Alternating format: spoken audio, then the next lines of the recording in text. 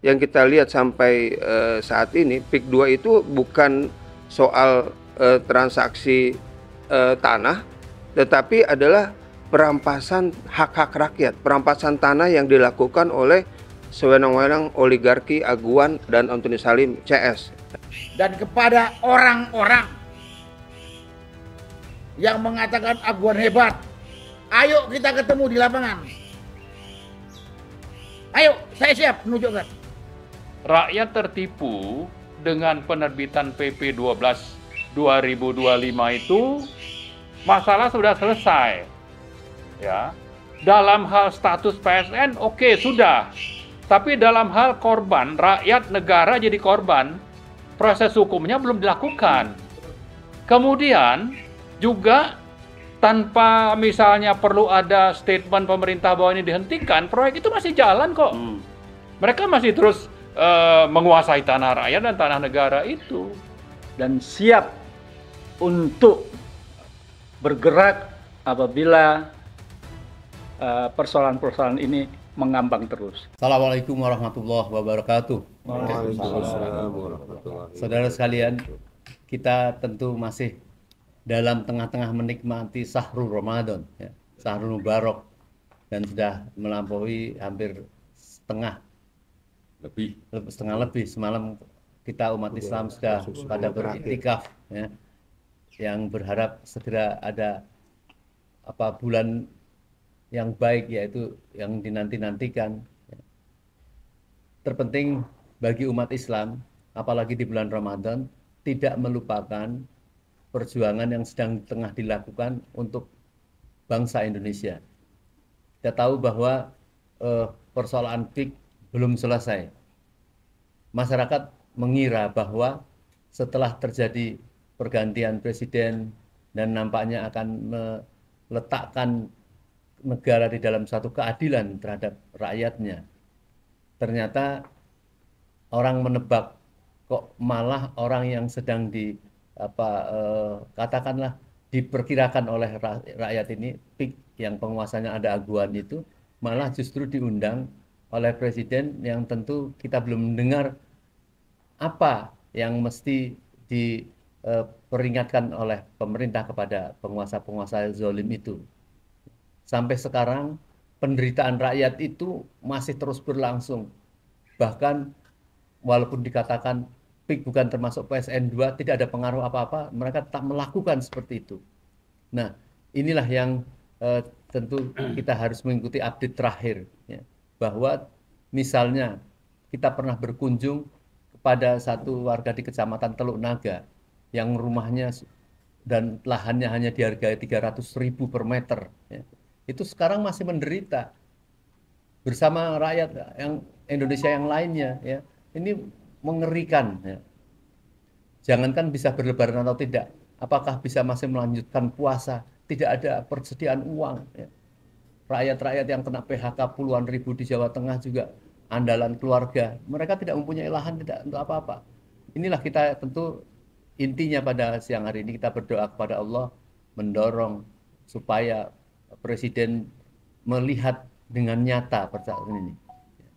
Masalah PIK 2 ini terjadi satu pembangunan yang terus berlangsung, yang seolah-olah tidak ada apa-apa. Mereka masih melakukan, tidak ada misalnya penggantian denda dengan tanahnya itu, apakah sawah dikembalikan setelah dikasih 50.000, ada yang tidak itu.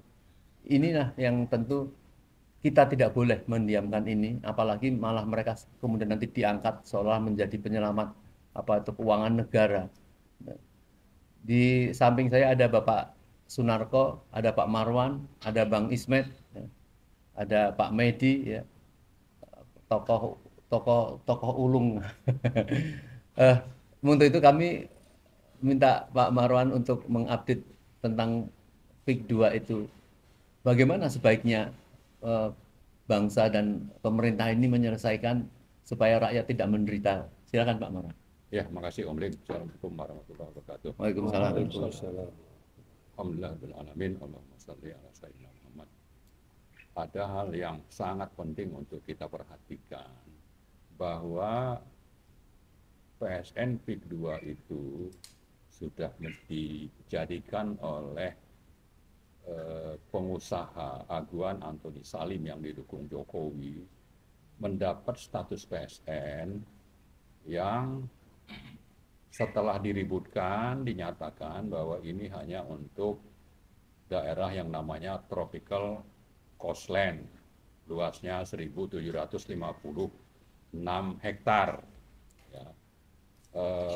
Tapi sebelum itu status PSN ini sudah digunakan oleh penguasa zolim itu yang didukung aparat negara, apakah itu ASN atau APH ya, aparat penegak hukum, untuk membebaskan tanah milik rakyat sampai ke Serang di Tanara. Ada sekitar 11 kecamatan dengan status PSN itu,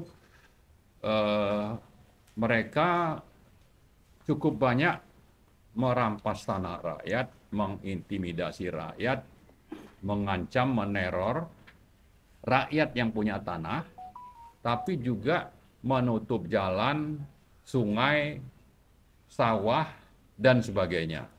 Sehingga kejahatan sistemik ini pantas untuk kita label seperti yang berlaku untuk sektor pemilihan umum itu ada status TSM, terstruktur, sistemik atau sistematik, masif, dan ditambah dengan status brutal, TSMB. Kenapa sampai begitu? Ya karena memang tadi bukannya membela rakyat misalnya, yang namanya aparat negara, apakah itu sipil maupun penegak hukum, itu justru memuluskan rencana dari konglomerat yang namanya Aguan Antoni Salim yang didukung Jokowi untuk bagaimana supaya tanah negara dan rakyat itu bisa dikuasai dengan mudah dan murah dengan memakai label ini PSN. Itu di darat, ya. Dan itu status kejahatan ini bisa kita anggap sebagai state corporate crime. Korbannya sudah jatuh. Tanah rakyat itu bisa diambil dengan sangat murah atau dijual paksa. Kemudian ada juga tanah negara yang namanya tadi tropical coastland tadi itu sebetulnya adalah tanah sebagian besar 1.500 hektar itu adalah hutan lindung milik perhutani. Yang sampai sekarang status dari bagaimana deal antara pemerintah dengan si pengembang Pani atau Aguan ini dituliskan atau bagaimana prinsip dari penyerahan tanah itu. Yang ada adalah pengakuan dari Aguan kepada Tempo bulan Januari yang menyatakan bahwa karena dia sudah membantu mendukung pemerintah DPSN, maka dia dapat kompensasi. Nah, ini Jokowi ini apa? Kok tanah punya negara, hutan lindung, yang ada undang-undangnya dan tidak bisa sembarangan diserahkan untuk dikonversi misalnya menjadi lahan bisnis, itu seenaknya saja. Seolah-olah itu tanah milik nenek moyangnya gitu. Nah, jadi saya ingin mengatakan, korban dari kejahatan korporasi, state corporate crime ini sudah sangat nyata. Ada kerugian negara, ada kerugian rakyat, ada perampasan SDA milik negara. Itu di darat. Lalu di laut juga sama. Ada pemagaran laut sepanjang 30,16 km di 16 kecamatan. Ya. Tapi yang diproses hanya di Kohot. Padahal di 6 kecamatan ini ada sekitar 16 desa. Kenapa cuma di Kohot yang diproses? Jadi inilah sebetulnya yang kita tuntut kepada pemerintah. Masalahnya pemerintah itu saya bilang lebih banyak bersandiwara, seolah-olah melakukan proses hukum, tapi justru yang terjadi sebaliknya karena niatnya, motifnya lebih banyak untuk melindungi Aguan dan Antoni Salim, bukan untuk menegakkan hukum dan kebenaran, keadilan, termasuk membela rakyat yang sudah terzolimi.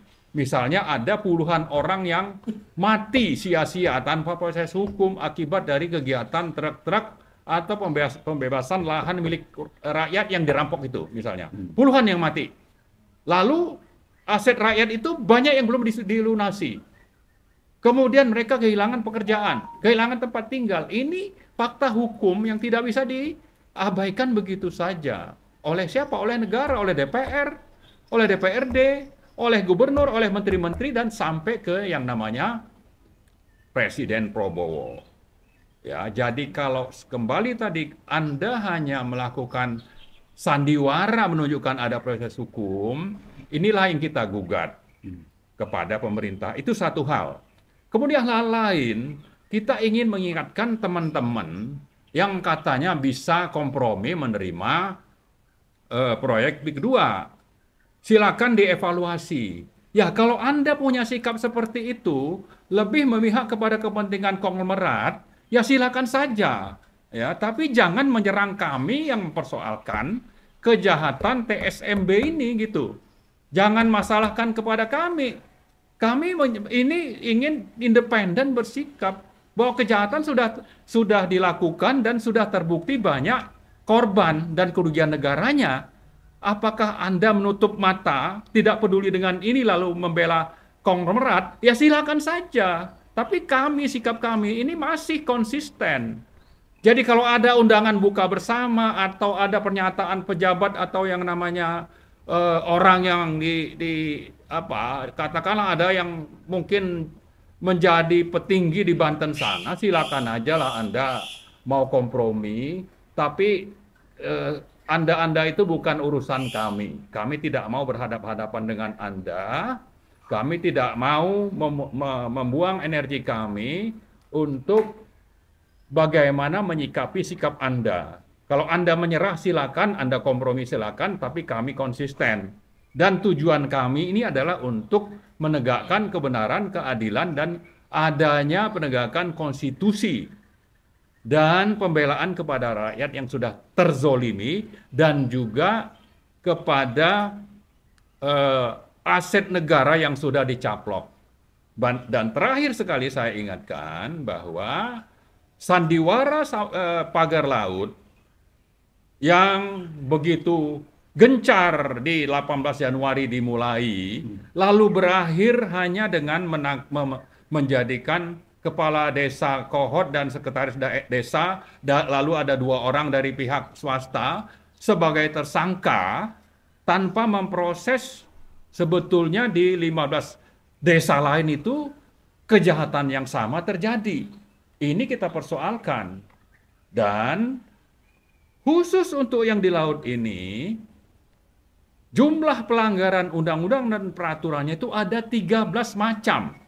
Ada sekian, mungkin 4 atau 5 undang-undang, dan ada sekian untuk pelanggaran peraturan dan perpres misalnya, atau permen. Ini sangat nyata. Nah, kalau Anda tarik ini ke darat terhadap rakyat yang dizolimi tadi, maka jumlahnya itu lebih dari 15 undang-undang dan peraturan yang dilanggar. Nah, ini negara hukum. Ini yang kita tuntut. Dan Pak Prabowo kita berharap itu supaya bersikap. Jangan justru Anda melindungi penjahat ini. Tadi Om Lim sebut menerima aguan di istana atau ketemu untuk membahas sesuatu. Ini sesuatu yang sangat menyakitkan rasa keadilan rakyat. Ya, bukannya memproses pelanggaran ini, tapi Anda kesempatan lalu di sisi lain Anda tunjuk menteri-menteri untuk bicara, salah satunya Nusron, ada menteri KKP Trenggono misalnya, bicara seolah-olah ada proses hukum, tapi yang diambil justru cara untuk bagaimana supaya penjahat-penjahat TSMB ini lolos dari jerat hukum. Ini yang kita tidak bisa terima, ini yang terus kita gugat. Ini yang menjadi alasan kenapa kita mengajak rakyat untuk melawan. Ya, karena tidak ada hukum lagi di negara ini.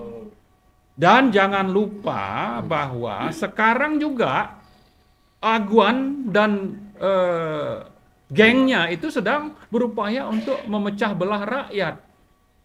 Untuk supaya rakyat ini tidak fokus, dipecah belah, ada yang memang dipengaruhi dalam tanda petik kita tidak tahu apakah disuap, dan sayang sekali bahwa orang itu mau disuap tanpa peduli tentang penderitaan rakyat yang menjadi korban, ya, maka kita ingin mengingatkan, hentikanlah upaya pecah belah itu. Kita tidak bisa terima itu, dan sebaliknya kita menuntut tadi kembali tolong Presiden ini segera selesaikan masalah hukum ini, masalah serius, kejahatannya sangat tingkat tinggi. Kemudian kepada DPR kita tetap konsisten minta itu supaya ada angket khusus tentang PSN. Dan yang ketiga kepada rakyat, silakan yang mau kompromi dengan Aguan Salim, tapi yang masih konsisten mari bergabung dengan kami, terutama yang ada di GRAU, petisi 100 dan sebagainya, untuk melakukan perlawanan.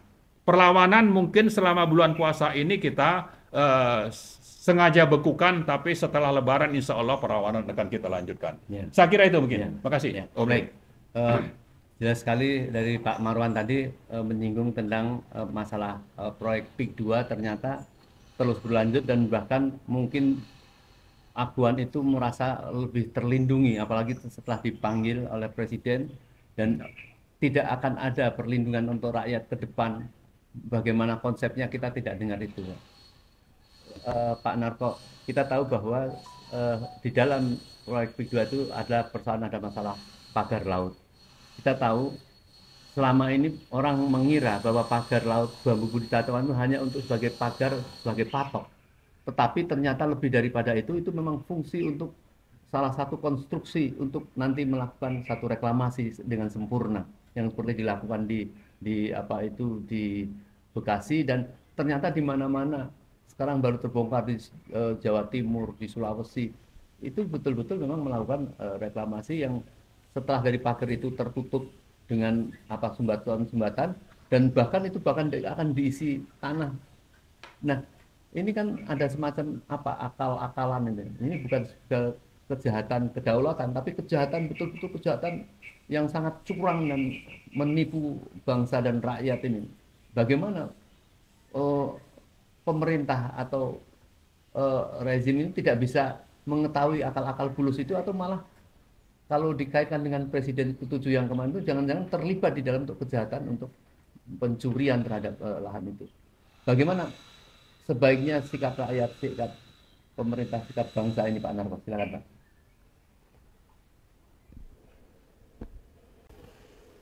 Terima kasih Pak Mursalim. Kesempatan saya untuk bicara. Assalamualaikum warahmatullahi wabarakatuh. Waalaikumsalam.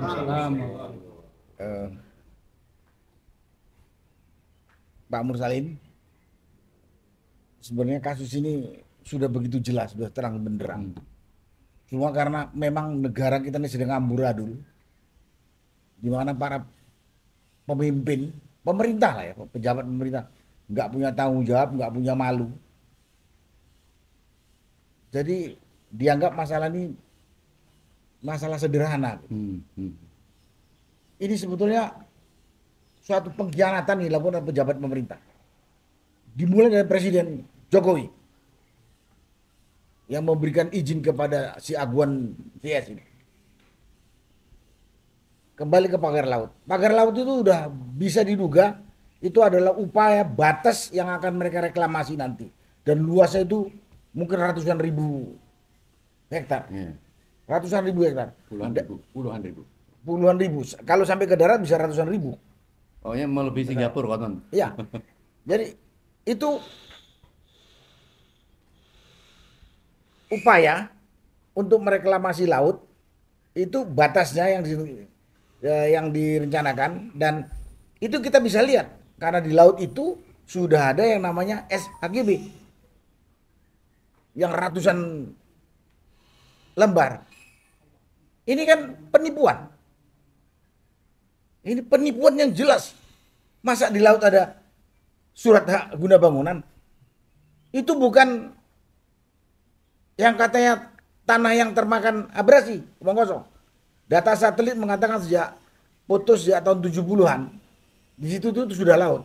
Dan ada saksi yang masih hidup yang sekarang berumur sekitar 60 tahunan, saya lupa namanya, yang mengatakan, saya sejak lahir sampai hari ini di tempat itu.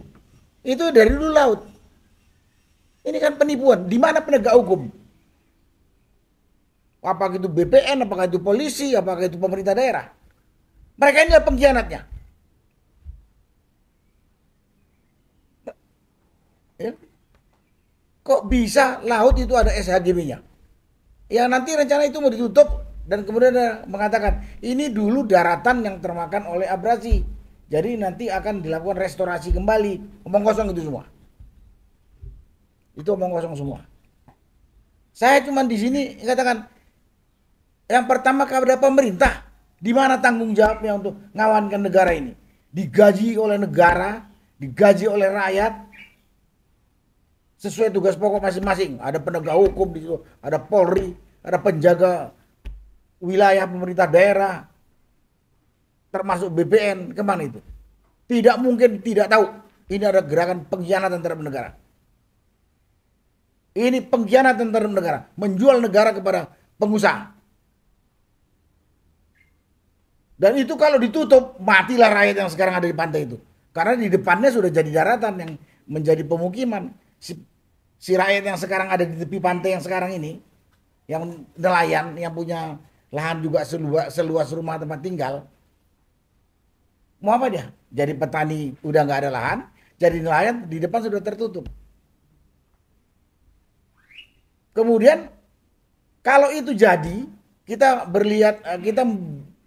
membandingkan dengan PIK 1 yang sudah ada dan PIK 2 yang juga sekarang ini hampir jadi. Sangat eksklusif. Siapa yang bisa masuk sembarangan di PIK 1? Siapa yang bisa masuk ke PIK 2? Dan ini kalau dilanjutkan lagi bisa lebih luas dari Singapura. Terjadi negara dalam negara. Sekarang aja kontrol nggak bisa. Sekarang kontrol nggak bisa. Masuk ke sana harus bohong-bohongan kita. Pakai kuli baru masuk. Masuk periksa sini. Saya bilang, di mana tanggung jawab? Di mana nasionalismenya pejabat? Pelajaran sudah banyak kita lihat bagaimana Singapura tanah Melayu jadi tanahnya Cina.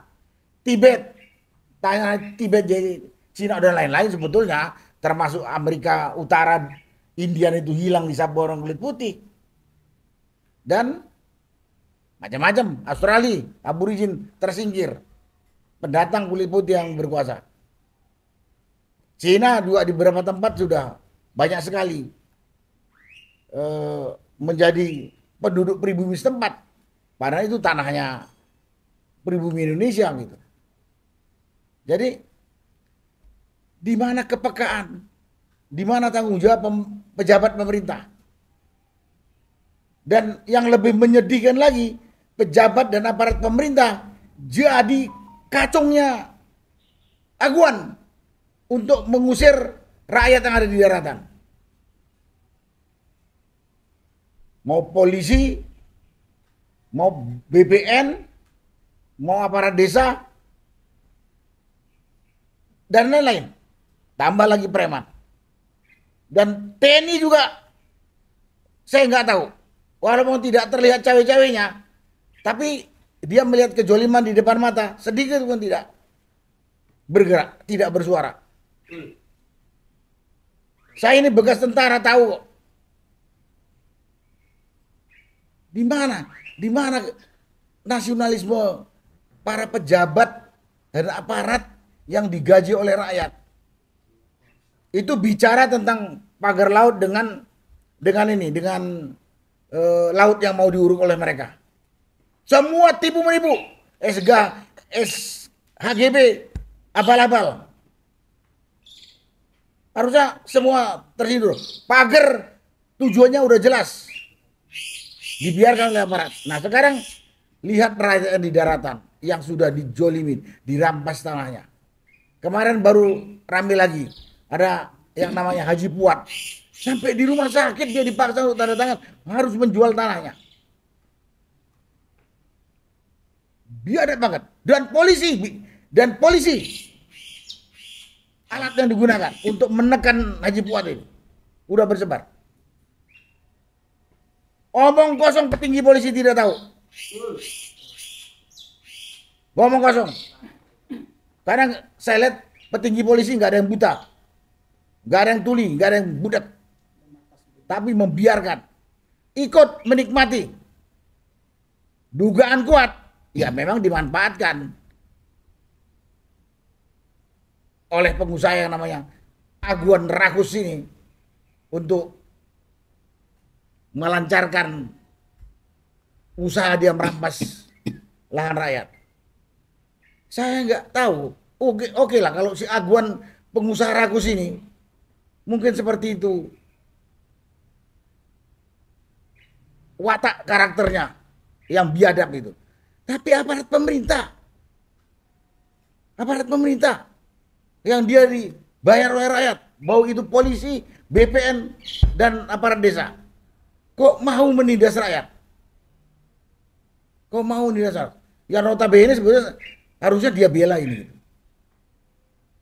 Dan saya yang nggak tahu, bukan nggak tahu, saya yakin presiden pun tahu. Kalau Presiden Prabowo, kalau Jokowi sudah banyak sekali info bahwa Aguan berani seperti ini karena ada backup dari Jokowi. Banyak. Sekarang Presiden Prabowo, yang saya tuntut Prabowo. Nggak tahu penindasan yang dilakukan ini. Itu rakyat Banten yang jumlahnya puluhan ribu itu bukan orang hutan. Seperti yang ada di Kalimantan itu atau yang ada di Sumatera itu. Lahan yang mau dipakai gusur, bukan manusia itu. Yang tadi dikatakan sudah puluhan yang jadi korban. Puluhan jadi korban. Kemudian tanahnya dirampas. Jadi pada kesempatan saya udah nggak bisa bilang kayak apa tidak bertanggung jawabnya aparat pemerintah dan pejabat pemerintah menindas rakyatnya sendiri tanpa malu-malu. Tanpa ingat dengan moralitas, tanpa ingat, mau dibayar oleh yang namanya Aguan, Sina Seragam ini, Rakus. Saya berani katakan itu Sina Seragam Rakus. Ini bukan bicara rasis, yang saya bilang si Aguan, karena Aguan sendiri yang rasis dengan membangun komplek yang begitu eksklusif. Membatasi dengan rakyat kecil yang ada di sekitarnya. Dialah yang rasis. Dia yang rasis. Karena itu saya berharap rakyat mengerti kalau kita nggak bisa mengandalkan orang-orang yang kita pilih untuk mengelola negara ini, baik yang di eksekutif, di legislatif maupun di yudikatif, karena semuanya sudah jadi peliharanya Aguan, ya terpaksa lah yang rakyat yang harus berbuat sendiri. Dan kepada orang-orang yang mengatakan Aguan hebat, ayo kita ketemu di lapangan. Ayo, saya siap menunjukkan di mana biadabnya Aguan. Memang kalau orang-orang yang dapat makan atau dapat uang dari si Aguan cuma dibawa ke lokasi itu hebat. Bangunan itu bagus, eksklusif, megah, dan tidak mungkin dibeli oleh orang-orang pribumi sekelas saya ini. Kata Said Didu, setelah jadi itu per meternya sampai 50 juta per meter. 30. 30 juta. Kalau yang di pantai hasil reklamasi 60 juta. Tahu nggak, bangunan itu berdiri di atas tanah rampasan rakyat miskin. Ini kepada orang-orang yang membela pembangunan itu. Kami bukan anti pembangunan, tapi jangan membangun di atas darah orang miskin, di atas milik orang miskin. Kemarin saya lihat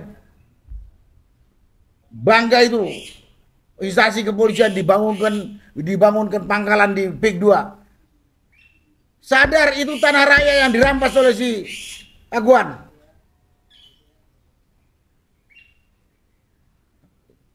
Silakan bangun negeri. Senang saya juga. Biar negeriku itu maju seperti negara tetangga lain yang maju. Tapi bukan dengan membinasakan rakyat. Ini namanya membinasakan perlahan rakyat. Sekali lagi pihak-pihak yang tadi mendukung Aguan dan apalagi seperti kata Pak Marwan tadi menyerang kita. Ayo kita ke lapangan. Saya tunjukkan di mana biadabnya Aguan yang di-backup oleh para pengkhianat. Kalau urusan laut diuruk, irigasi sungai diuruk, itu pejabat pemerintah yang bertanggung jawab dunia akhirat. Tapi yang tanah rakyat dirampas, tanah di Jawa, di tepi pantai, dihargai 50.000. Bahkan ada yang baru dibayar separuh. Bahkan ada yang belum, udah diuruk. Ini kan perampasan. Tadi saya katakan, emangnya Aguan ini nganggap, termasuk para pengkhianat ini menganggap, rakyat pemilik tanah itu orang hutan ya? Seperti Terima kasih Om Lim. Saya pikir persoalan kasus PIK 2 ini ya, yang sudah berlangsung secara masif kurang lebih 1 tahun, ini kan yang sering kita tunggu adalah apa yang dikatakan kehadiran negara ya, dalam kasus ini. Dan sampai detik ini kita belum melihat secara nyata kehadiran negara dalam menuntaskan. Sehingga terjadilah pertemuan Presiden Prabowo dengan para taipan, ya, para oligarki tersebut. Yang pertemuan itu dikatakan tertutup sehingga kita tidak tahu apa yang dibicarakan. Nah, dengan fakta seperti itu kan terlihat bahwa bagaimana Prabowo sebagai presiden tidak bisa memberikan ketenangan kepada rakyat bahwa beliau benar-benar ingin menuntaskan PIK 2 sebagai masalah yang berat.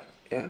Kenapa saya sebut masalah berat? Karena yang terutama ya, proses yang kita lihat sampai saat ini, PIK 2 itu bukan soal transaksi tanah, tetapi adalah perampasan hak-hak rakyat, perampasan tanah yang dilakukan oleh sewenang-wenang oligarki Aguan dan Antoni Salim CS. Kemudian yang paling krusial lagi bahwa harus kita pahami PIK 2 itu adalah juga merongrong kedaulatan negara Republik Indonesia. Nah, ini yang sering tidak masuk ya, pemahamannya secara rigid pada rakyat. Sehingga bisa terombang-ambing ya rakyat di bawah yang saat ini kabarnya antek-anteknya Aguan bermanuver sehingga rakyat Banten bisa dibilang saat ini terbelah antara yang terpengaruh oleh iming-iming dari antek-anteknya Aguan dan yang lainnya tegak lurus untuk membela kedaulatan rakyat Banten. Jadi Presiden Prabowo sebagai presiden yang saat pidatonya ya, sebagai presiden itu mengatakan dengan tegas tidak boleh ada permukiman eksklusif, tidak boleh ada negara dalam negara. Apakah Prabowo sebagai presiden, mantan komandan ya, Kopassus ya, di militer nggak paham soal negara dalam negara? Ini kan sangat naif gitu. Ya, masa kita rakyat Indonesia harus ngajarin presiden apa sih itu negara dalam negara? Kan tidak mungkin. Dan tadi bahwa merongrong kedaulatan negara jadi sangat penting. Kita tidak tahu berapa ini masa ke depan, bisa jadi sebagaimana viral soal proses Singapura jadi sebuah negara. Ya. Mulai dari reklamasi dan seterusnya sampai berpisah dari Malaysia saat itu. Nah, apakah kita akan membiarkan sebagian dari tanah negara ini kemudian menjadi negara dalam negara yang kita tidak tahu apa nama negara tersebut? Ya, bisa jadi negara Indochina. Nah, ini betul-betul saya pikir rakyat harus paham dan rakyat harus membela dirinya, harus solid, harus kompak ya, untuk menuntut ya, apa yang diucapkan Presiden Prabowo dalam pidatonya bahwa akan membela rakyat miskin dan seterusnya. Ya, kasus PIK 2 dengan dimunculkannya RPJMN 2024-2029, ya, saya pikir itu sikap yang tidak tegas ya, dari seorang presiden dalam memimpin pemerintahan. Ya, walaupun bisa diasumsikan PSN PIK 2 sudah tidak ada dan PIK 2 tidak dimasukkan, tapi secara hukum saya pikir seorang presiden harus mengatakan kalau memang tidak setuju, keluarkan perpres, keluarkan SK yang menyatakan hentikan total PIK 2 dalam segala kegiatannya dan kembalikan yang tanah-tanah rakyat sudah dirampas kepada rakyat, dan rakyat saya pikir memang berhak untuk melakukan perebutan kembali terhadap hak-hak tersebut. Nah ini biar jelas, jangan dibuat ngambang sampai seperti tadi Pak Narko bilang bahwa rakyat akan melakukan tindakannya sendiri. Apakah negara ini tidak punya hukum? Apakah presiden ingin menjadikan hukum rimba yang berlaku di negara ini? Dan kita lihat riak-riak atau fenomena untuk melakukan bahasa dalam tanda kutip ya, pembangkangan kepada negara bisa saja terjadi yang sesungguhnya tidak kita inginkan. Kenapa? Karena rakyat saat ini sudah miskin dan dimiskinkan. Ya, dalam sejarah Indonesia kemiskinan yang ada itu adalah bukan kemiskinan asli, tapi kemiskinan struktural yang dilakukan oleh sebuah rezim.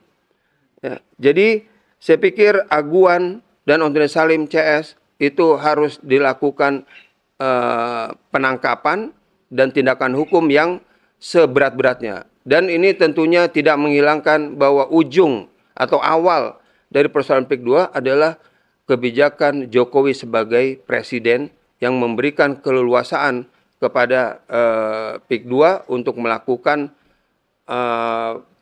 pengembangan tanah-tanah yang dimiliki. Selain itu bisa jadi ya tahun atau pertengahan 2023 ya, Jokowi dan Xi Jinping melakukan MOU di Chengdu dengan 8 poin. Nah, kita tidak tahu, mungkin dalam 8 poin itu terjemahannya adalah persoalan PIK 2 ini terus berkembang, nggak boleh dihentikan. Ya, kita tidak tahu. Nah, ini menjadi pertanggungjawaban Prabowo sebagai presiden untuk meninjau kembali atau membatalkan perjanjian Chengdu. Nah, ini saya pikir menjadi satu hal yang penting yang harus diketahui oleh seluruh rakyat Indonesia, dan mereka berhak untuk merebut kembali kedaulatan yang telah dirampas oleh Aguan CS. Demikian saya kira. Baik, terima kasih Pak Isman.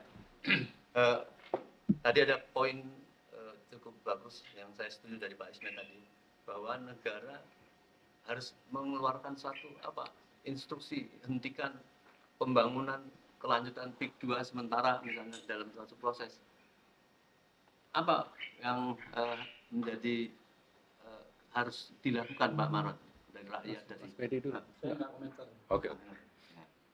Oke, jadi saya kira kita tetap perlu fokus kepada hal prioritas, yaitu penegakan hukum. Ada tanah negara dirampas, ada tanah rakyat dirampas, ada rakyat yang dizolimi, ada yang jadi korban. Ini harus jadi prioritas. Dan harus ada penegakan hukum, ada proses hukum. Di mana itu? Ya di lembaga-lembaga legislatif dan yudikatif. Dan juga harus dimulai oleh eksekutif misalnya. Ini yang paling mendesak, ini yang kita tuntut. Kejahatan sudah dilakukan, korban sudah jatuh. Negara dan rakyat sudah dirugikan. Tolong ini fokus kita tuntut untuk ada tindak lanjutnya.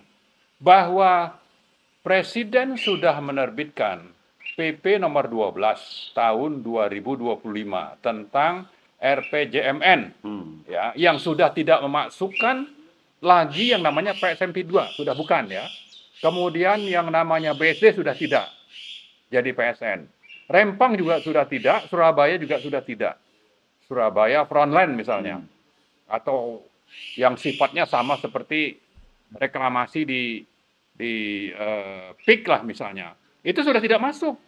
Dan ini saya kira cara yang sifatnya lebih untuk melindungi Aguan dan Salim dari proses hukum, bahwa ini udah berhenti kok proyeknya lewat ini, jadi sudah, tapi kan kejahatan sudah dilakukan.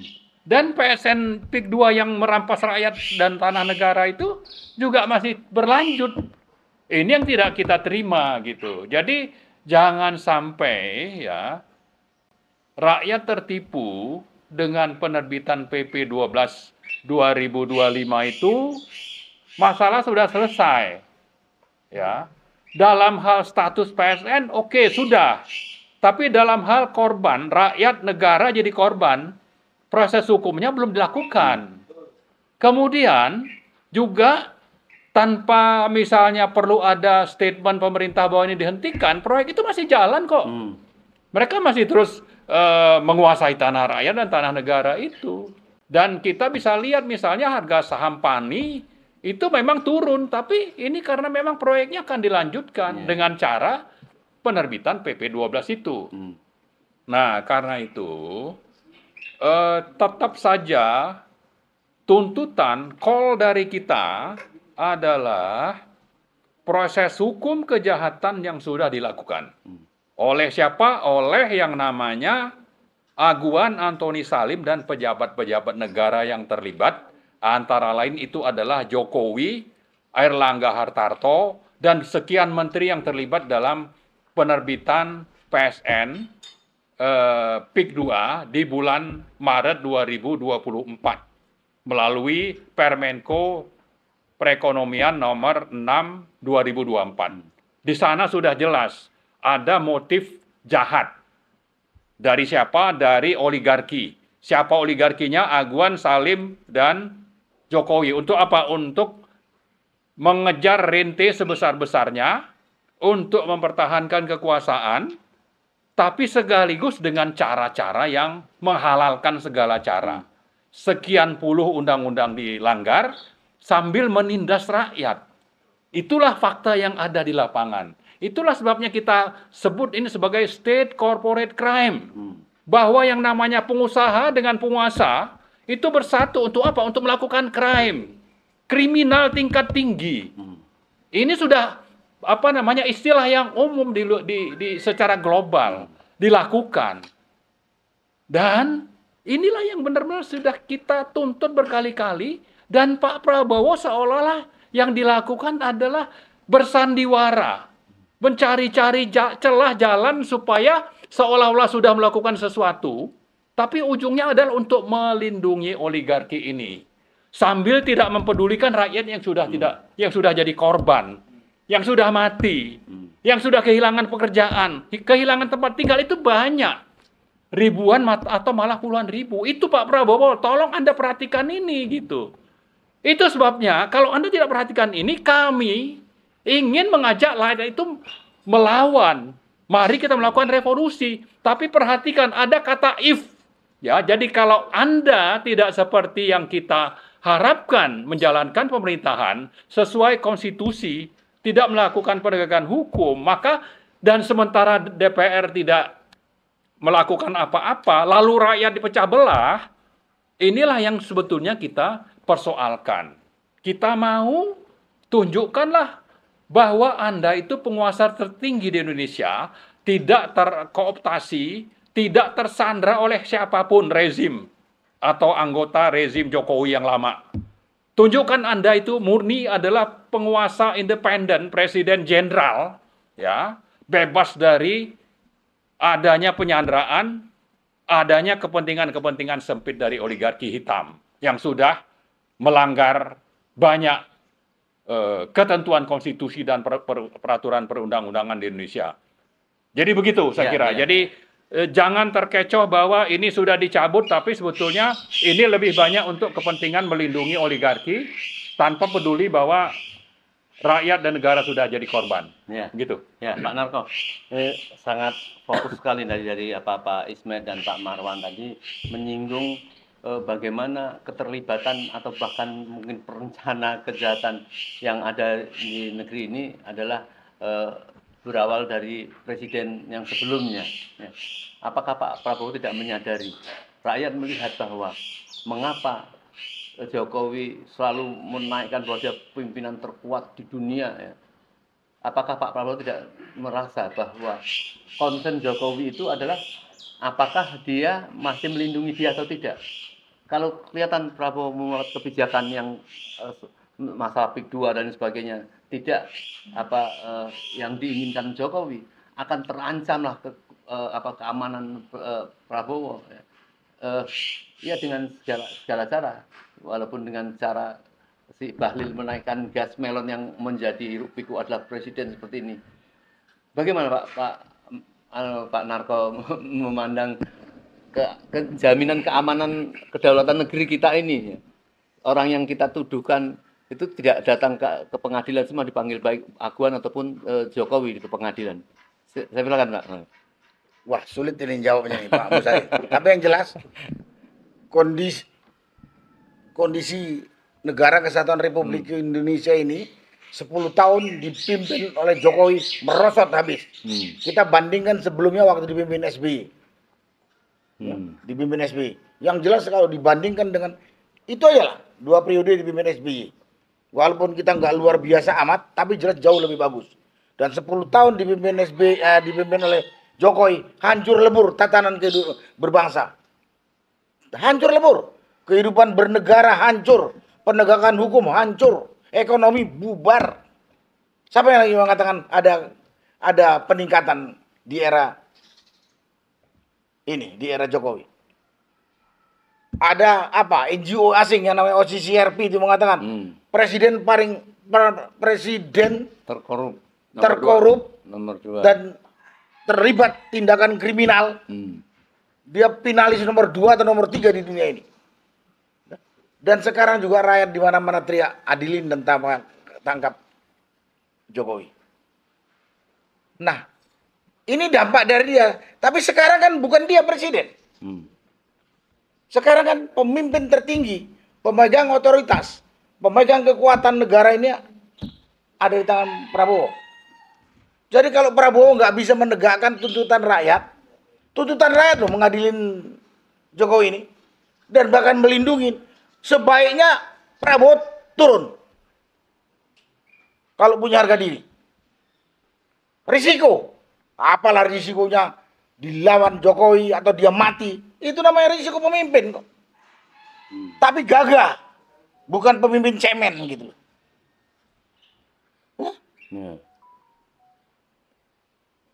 Semua pemimpin, apalagi dia berlatar belakang militer, pernah jadi komandan.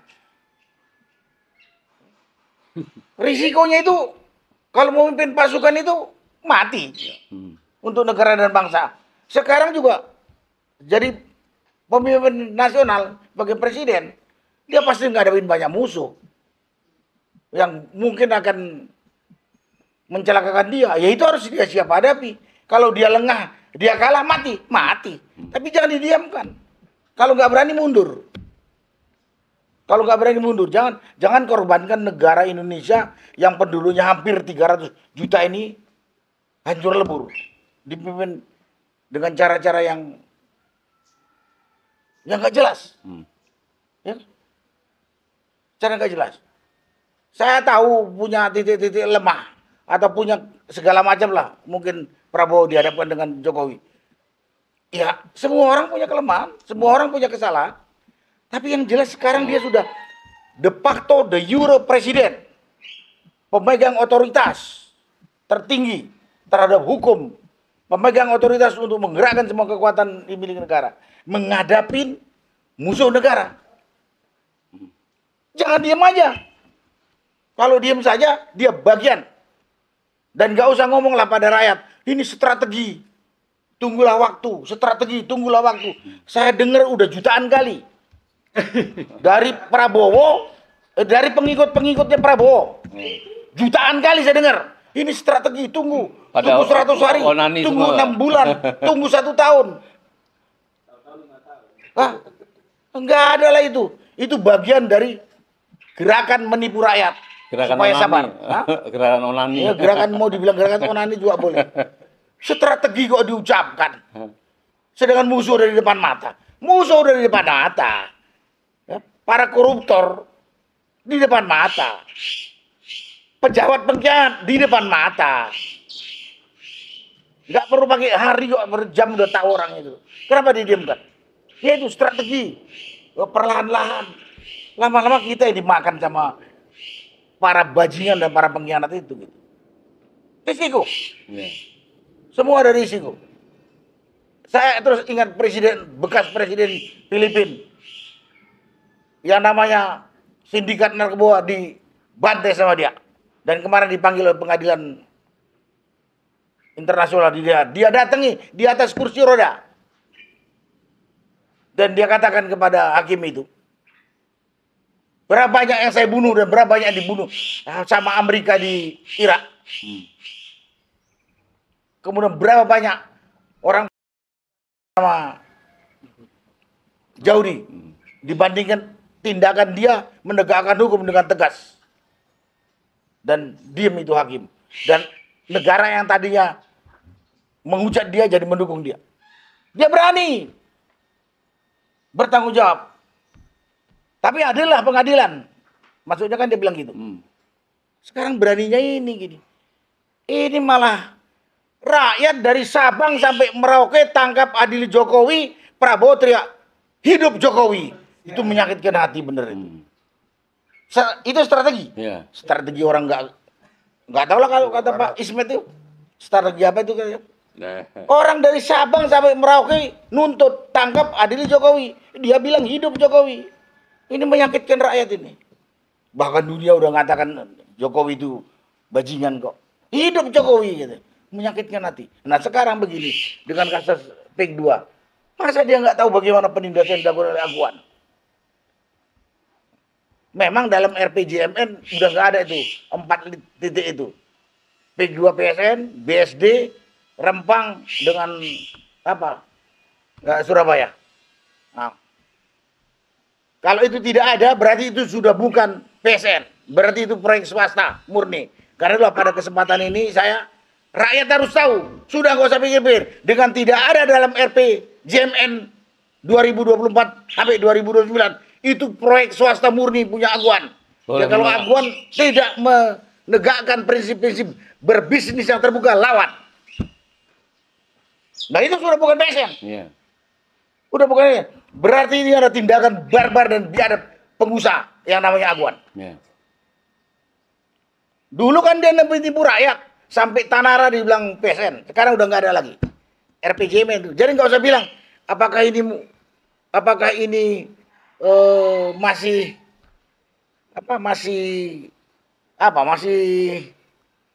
berjalan lanjut yang lalu, udah tidak, yang jelas sudah bukan PSN.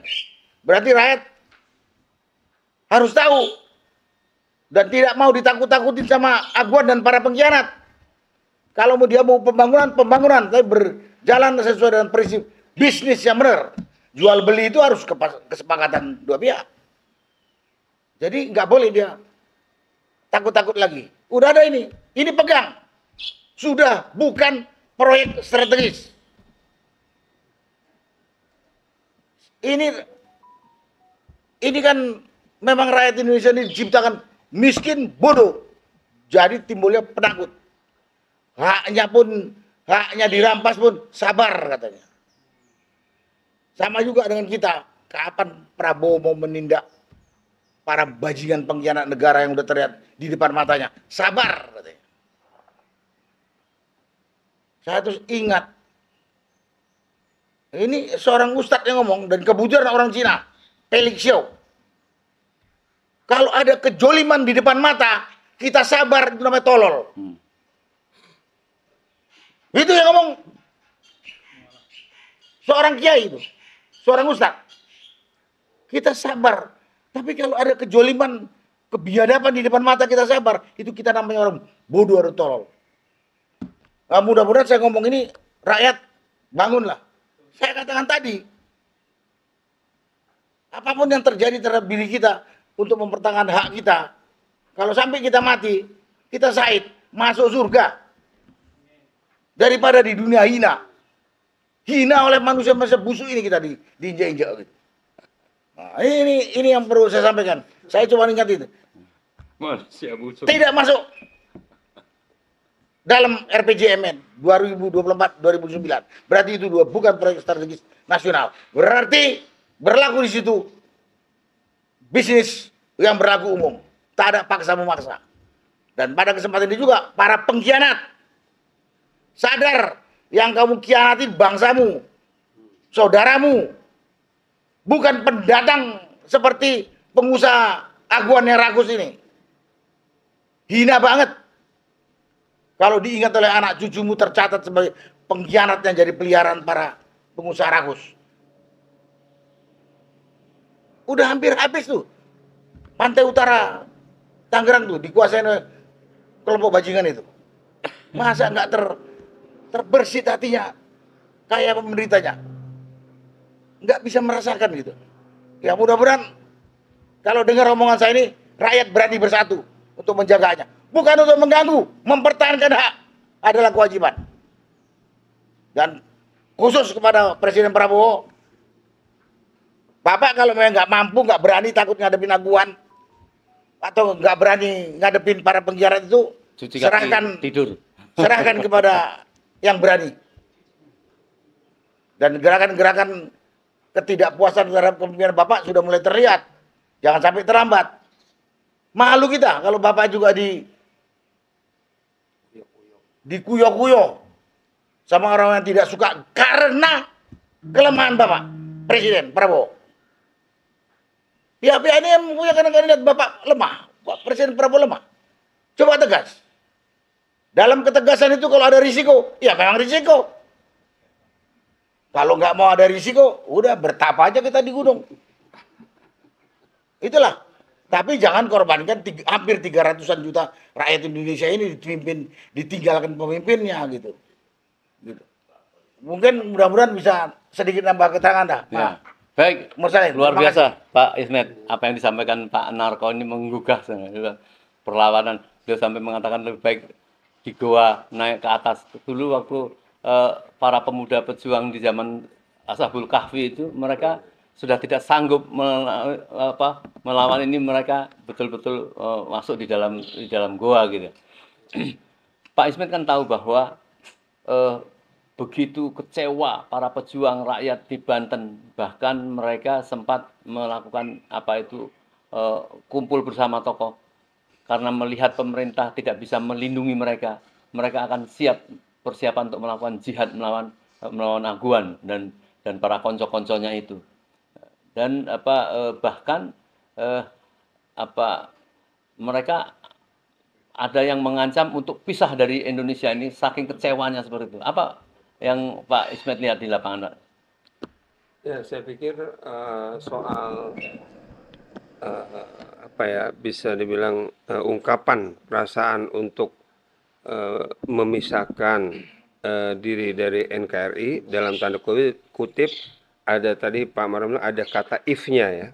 Kalau misalnya memang pemerintahan Prabowo ini tidak bisa melakukan hal-hal yang menjadi kewajibannya dia sebagai mandataris, ya, sebagai presiden yang harus bertanggung jawab pada rakyat, dan tentunya rakyat akan menuntut hak-haknya, dan sebagaimana dahulu diketahui bahwa berdirinya Indonesia itu sebenarnya kan penyerahan daerah-daerah atau kekuasaan kesultanan kerajaan kepada Indonesia yang saat itu sudah proklamasi. Nah, ini kan harus seorang presiden yang mantan militer sekelas Prabowo ya mestinya mengetahui sejarah ini. Jangan pura-pura tidak tahu atau kemudian mengabaikan, ya,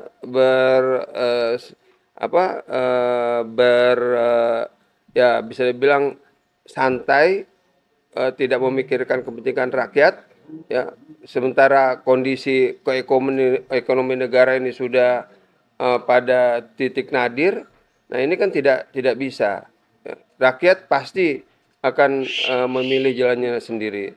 Berbagai daerah, berbagai negara, ya, seperti di Bangladesh, kemudian mungkin saat ini terjadi di Yunani, bagaimana rakyat memberontak kepada pemerintah karena pemerintah tidak melayani atau tidak sebagai pelayan rakyat menjalankan konstitusi dengan sebaik-baiknya.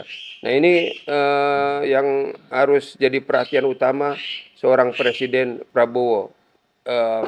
Kemudian satu hal saya pikir yang mungkin jarang kata ini dipergunakan, ya, bahwa tadi saya bilang PIK 2 ini adalah ya merampas, merongrong kedaulatan rakyat. Nah, apakah undang-undang itu masih berlaku? Merongrong kedaulatan rakyat ya bisa didefinisikan sebagai tindakan subversif. Ya bisa jadi kalau ditelusuri secara hukum ya yang dilakukan Aguan dengan PIK 2-nya itu dan Antoni Salim adalah bisa mengarah pada tindakan yang bisa disebut subversif. Karena apa? Karena sudah tadi merongrong kedaulatan negara Republik Indonesia. Demikian. Ya, baik. Pak Maman, terakhir. Sangat memilukan apa yang dipaparkan Pak Narko tadi, ancaman negara ini. Dan kalau menurut Pak Ismet tadi, seolah-olah dalam historis penyerahan para sultan itu ke dalam negara karena sudah merdeka, berarti dianggap negara ini tidak menjaga amanah terhadap orang-orang Banten yang mengapa itu sekarang mereka marah. Sekarang terpenting ini nampaknya tidak ada arah-arah untuk mengadili itu karena proses pengadilan orang-orang yang bermasalah ini dia juga tidak menghadiri. Apa yang harus dilakukan Prabowo? Apakah dia tidak melihat bahwa kemarahan rakyat, kemarahan mahasiswa yang mengetahui semua ini hanya dengan singkat mengatakan Indonesia gelap, Indonesia gelap. Padahal makna itu kan dalam sekali, artinya mereka tahu sekali apa proses kejahatan mereka lakukan. Ini semoga ya walaupun gelap terang cuma di rumahnya Luhut Panjaitan. Silakan. Ya, jadi saya kira ada info ya yang beredar menyebutkan akan ada reshuffle, akan ada pergantian dari pimpinan lembaga-lembaga, salah satunya yang ada di sektor hukum misalnya. Nah, kita dengan adanya info itu saat ini mungkin masih berharap ada sesuatu yang mengarah kepada perbaikan dan adanya proses hukum, yaitu tadi terhadap kejahatan yang sudah terjadi. Tapi yang perlu kita ingatkan adalah karena sepanjang setelah menjadi presiden berkuasa ya, Pak Prabowo itu saya nilai lebih banyak bertindak, membuat kebijakan dan memerintahkan menteri terkait dengan PSN PIK 2 ini dalam rangka bagaimana supaya Aguan, Antoni Salim, dan Jokowi itu justru terhindar dari jerat hukum. Itulah yang dilakukan. Jadi lebih banyak manuver sandiwara ya untuk bagaimana supaya mereka lolos. Karena itulah maka Aguan terus bisa menjalankan agenda-agendanya. Misalnya, jangan dikira bahwa kalau yang jadi tersangka proses kejahatan pagar laut itu hanya kepala desa Kohot, dari yang harusnya ada 16 kepala desa, itu lepas dari peran Aguan atau oligarki. Saya yakin itu ada perannya. Nah, terakhir misalnya sekarang banyak sekali tokoh-tokoh aktivis di Banten itu yang dipengaruhi, termasuk adanya misalnya Majelis Ulama Nusantara. Ya, ini kan tidak lepas juga saya kira dari bagaimana sepak terjang Aguan dan kawan-kawan di oligarki ini untuk tetap supaya proyeknya jalan, proses hukum tidak terjadi di pemerintahan atau di sektor yudikatif misalnya, atau justru juga di legislatif. Ini tidak lepas dari itu. Jadi bagaimana ini bisa dibiarkan oleh Pak Prabowo? Artinya dia memang tidak bisa kita pungkiri sedang memainkan peran kebijakan sebagai pemimpin tertinggi untuk tetap bisa melindungi Aguan dan Antoni Salim. Nah, kita tidak bisa terima itu ya. Sekarang rakyat misalnya tokoh-tokoh atau sejumlah orang, sekelompok orang itu dikasih kesempatan buka bersama. Ya, ada dana CSR. Itu kan tidak lepas juga tadi dari peran oligarki itu. Itu sedang berlangsung. Kenapa? Karena penegakan hukumnya memang tidak ada, karena adanya sandiwara. Gitu. Nah, karena itulah kembali ke pernyataan saya yang awal. Oke, kalau memang kita masih perlu menunggu kita tunggu reshuffle ini. Kalau memang nanti salah satunya itu di sektor kepolisian Anda ganti ini orangnya, karena sangat nyata dia justru bekerja sama dengan kepolisian ini dengan Aguan, maka itu suatu prestasi yang patut kita apresiasi. Kalau itu diganti, ya. Atau juga di sektor-sektor lain yang memang bau oligarkinya itu sangat tercium nyata. Kalau itu tidak, ya lupakan sajalah. Ya, memang pantas tadi saya ajak kita rakyat ini untuk melawan. Sudah tidak berguna mungkin ya untuk kita jadikan sebagai pemimpin tertinggi kalau masih tetap berada di bawah cengkeraman oligarki. Jadi jika tetap bahwa pemerintahan ini menjalankan agenda oligarki, tidak peduli dengan korban rakyat yang sudah mati misalnya, tertindas atau aset negara yang dirampok, maka waktunya rakyat untuk melawan. Jadi ada kata-kata jika, if. Ya. Mari kita pantau ini dalam waktu seminggu, 2 minggu, atau sampai nanti bulan depan. Kalau memang ini tidak sesuai dengan harapan kita, maka sudah waktunya kita untuk melakukan konsolidasi dan melanjutkan dengan perlawanan. Saya kira itu mungkin. Ada yang mau ditambahkan? Saya kira tidak banyak. Saya berharap komentar maupun saran-saran dari rekan-rekan saya, Pak Is, Pak Marwan, Pak Sunarko, Pak Mursalin, dicerna oleh masyarakat luas dan siap untuk bergerak apabila persoalan-persoalan ini mengambang terus. Dan mengerti semua rakyat, saya berharap seperti itu. Itu saja, Pak. Terima kasih. Terakhir, Pak Narko. Tadi disinggung-singgung Pak Marwan tentang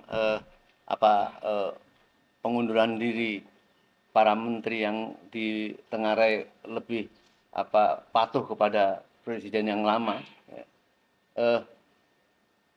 Apakah misalnya ada kemarin itu rame-rame tentang revisi undang-undang TNI itu, ada bagian rakyat yang suka karena melihat nampaknya koton karena TNI ada yang satu ketidakadilan atau kengirian terhadap polisi yang sekarang ini Kapolnya itu masih orang yang diperkirakan lebih patuh kepada presiden yang lama daripada Prabowo. Melihat seperti apa, Pak? Jadi kaitannya dengan undang-undang TNI nih. Ya, sedikit. Komentar saya, saya heran dengan yang demo menolak undang-undang TNI. Saya nggak lihat kontennya itu ada yang aneh-aneh. Ada tambahan ruang untuk beberapa bidang yang memang dikuasai TNI, yaitu pengamanan cyber dengan pengurusan dari 14 yang lama ditambah 2 jadi 16. Tidak ada kaitannya dengan dui fungsi itu, nggak ada ya? Dui fungsi nggak ada sama sekali. Terus habis itu ada penambahan usia. Kalau saya dengan undang-undang ini lihat, kalau ada yang memprotes aneh bin ajaib, orang dungu atau ada dalang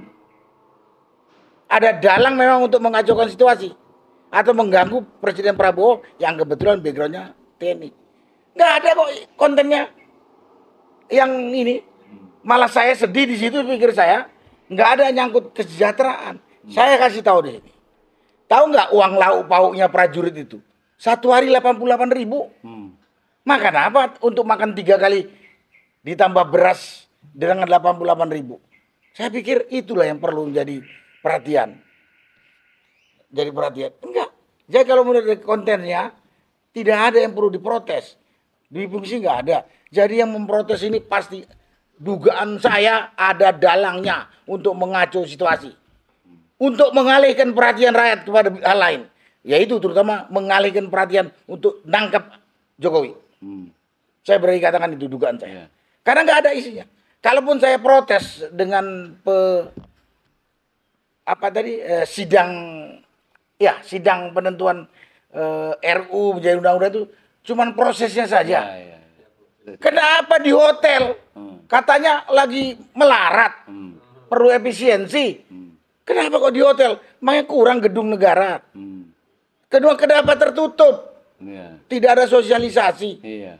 Itulah yang kalau saya protes. Kok paradok? Katanya lagi melarat, perlu efisiensi. Rapat di Fairmont Hotel, yang kita tahu itu hotel bintang 5, mahal. Gedung kita banyak nganggur. Yang kedua, kenapa tertutup? Itu kan menyangkut kepentingan publik. Iya, iya, betul. Terus kok nggak ada sosialisasi? Prosesnya itu yang kalau saya bilang pemerintah ini kayaknya kok sengaja mencari perhatian dengan itu. Kalau isi enggak. Kalau ada yang protes isi itu, saya bilang orang yang nggak waras itu. Kok nggak justru polisi? Undang-undang polisi. Saya nggak tahu undang-undang polisi, tapi banyak bidang bisa dimasukin polisi. Kalau saya boleh menyampaikan saran kepada pemerintah, dalam ini kepada Presiden Prabowo, undang-undang yang ada taati. Jangan lagi ada bijak sana, bijak sini. Contohnya, kalau Seskap itu harus pensiun, harus dipensiunkan. Kalau kabul harus pensiunkan. Termasuk polisi. Karena Undang-Undang Nomor 2 tahun 2002 mengatakan polisi yang ditempatkan di instansi non polisi harus pensiun dini. Sekarang kan enggak. Jadi kesimpulannya banyak undang-undang di Indonesia itu cuman untuk memenuhi perpustakaan saja. Dilanggar. TNI saya katakan tadi. Ya, para TNI-nya juga kalau mau ditempatkan di luar TNI, mbok tahu diri lah, malu. Ya pensiunkan Pak, kan undang-undangnya begitu. Kalau mungkin presiden lupa. Ini malah naik pangkat luar biasa. Nggak tahu siapa yang naik. Kan atau yang dinaikkan yang gendeng. Terus ada kabulok tetap dia. Itu. Tapi yang lebih parah sebetulnya polisi. Undang-undang mengatakan harus pensiun dini. Tidak. Nah ini yang menjadi polemik di luar. Menimbulkan kecemburuan. Menimbulkan keirian. Jadi sekali lagi. Saya pernah ingat ada orang yang ada. Kalau mau merusak negara itu. Rusaklah sistem hukumnya. Nah kita ini udah rusak ini. Ada undang-undangnya dilanggarin terus. Ya kalau mau tertib sekarang tertibkan. Siapa yang harus dihukum mati, hukum mati. Nggak usah lagi di pengadilan. Oh, orangnya sopan, baik. Ada koruptor orangnya sopan, hukumannya tinggal 6,5 tahun. Dikomplain aja 20 tahun. Karena memang sistem hukum kita dirusak. Jadi kalau kaitan undang-undang TNI, terus terang saya juga heran. Ada yang demo sampai bakar-bakaran memprotes undang-undang TNI. Nah, dugaan saya ada dalang. Untuk menciptakan kondisi mengalihkan perhatian rakyat. Karena nggak ada konten yang prinsip. Nggak ada konten yang prinsip yang ini. Malah sedih kalau saya bilang. Sedih. Nggak ada kesejahteraan. Saya nggak mau lah. Saya bekas tentara. Malu saya ngomong. Berapa sih gaji prajurit itu? Sampai jenderal bintang 4. Nggak cukup untuk makan. Walaupun ada remunerasi. Ada tunjangan kerja. Ya kalau lagi ini. Begitu pensiun. Patokannya gaji. Patokannya gaji. Malah yang ditambah umur. Ditambah umur. Bukan gaji yang ditambah. Nah, itu. Jadi kalau komentar saya tentang undang-undang TNI, yang demo itu aneh. Gitu. Ya, baik. Semoga sampai kepada Pak Prabowo bahwa kita lihat semua kritik, semua masukannya yang dari para tokoh dan para para senior mantan TNI dan sebagainya tidak ada ya, yang melakukan permusuhan atau tidak mendukung Bapak Presiden ya. Yang ada adalah para tokoh yang mengatakan bahwa ini adalah semua hanya untuk melakukan perlawanan kepada Bapak Presiden. Tidak, saya yakin semua senang dengan pidato-pidato orasi-orasi Pak Presiden. Asal pidatonya diimplementasikan. Ya. Gitu. Dengan pidato-pidatonya itu Jangan asal ada metodologinya, ada waktunya, itu yang menjadi kepuasan, menjadi patokan. Ya. Jangan Bapak Presiden mengatakan mau akan ke Surabaya, tapi arahnya ke Sumatera, bagaimana akan sampai gitu loh. Jadi itu semoga para tokoh dan para pejuang dan Pak Presiden jangan mau dipecah belah ya, dengan tokoh yang ingin mencarikan keuntungan atau yang ingin anteng yang pada posisinya. Ya. Kita tahu bahwa menteri-menteri yang dipaksakan kepada Pak Presiden, semua orang kenal pada kasus Oktober itu itu harus fokus ya. Sekarang ini kita konon Indonesia ini sudah tidak dipercaya di dunia internasional. Katanya mengapa Sri Mulyani itu mundur karena ternyata sudah tidak melakukan atau IMF atau Bank Dunia tidak mau memberikan hutang lagi kepada Indonesia. Ini kan parah hal seperti itu. Semoga di bulan puasa ini bangsa kita bisa memperkuat ya bagaimana berpikir. Saya khawatir terjadi satu pembunuhan massal atau terbunuhnya massal masyarakat yang tidak punya uang sekarang ini. Para ratusan puluhan ribu pegawai dihentikan ya, kemudian dan lain-lain. Baik, itulah mungkin yang bisa kita lakukan dakwah di bulan Ramadan ini kepada Bapak Prabowo. Sekian, mungkin ada mau tambahkan? Ya. Assalamualaikum warahmatullahi wabarakatuh.